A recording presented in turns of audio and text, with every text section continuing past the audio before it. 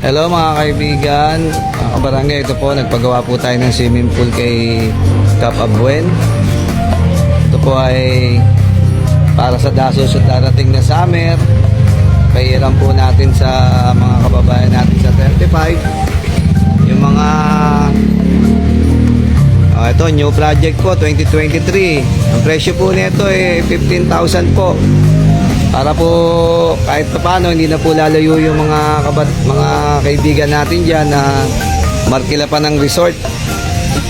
Ito po pwede na po nila ilapit sa bahay nila, sa mga rooftop, karsada. O yung mga ibang barangay diyan, pwede niyo pong gayahin. Ayan, project natin.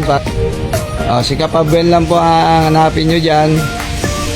Sigurado pong magkakaroon kayo niyan. 15,000 po ang presyo niyan. Ang sukat po nito, ano Kap? 3 by 6 by 10, yan. Kasya na po rito ang ilang tao, Kap? Sa bata po, kahit mga 15 bata. 15 bata, kasya na po siya. Ayan. Ito po, tingnan nyo, ang ganda. Nandiyan po yung mga kakampi ko. Ayan, nandyan po. Ayan.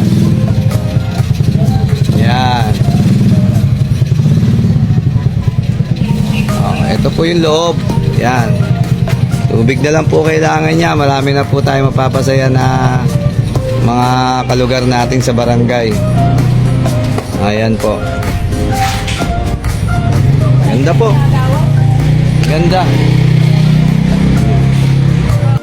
Ayan po mga kabarangay, may nagpagawa po tayong kasabay. Ito, chairman po ng Maynila. Zone 6 President, Chairman Bunny Tison. Ayan. Pagawa rin po siya ng katulad ng pinagawa natin.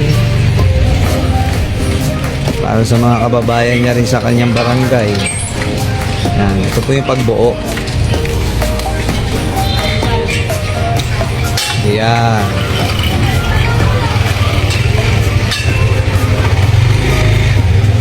Ayan mga kabarangay, yung project po natin ngayon 2023. Noong 2017 meron din po tayong swimming pool, hindi nga lang po bakal. Ngayon heavy duty na po.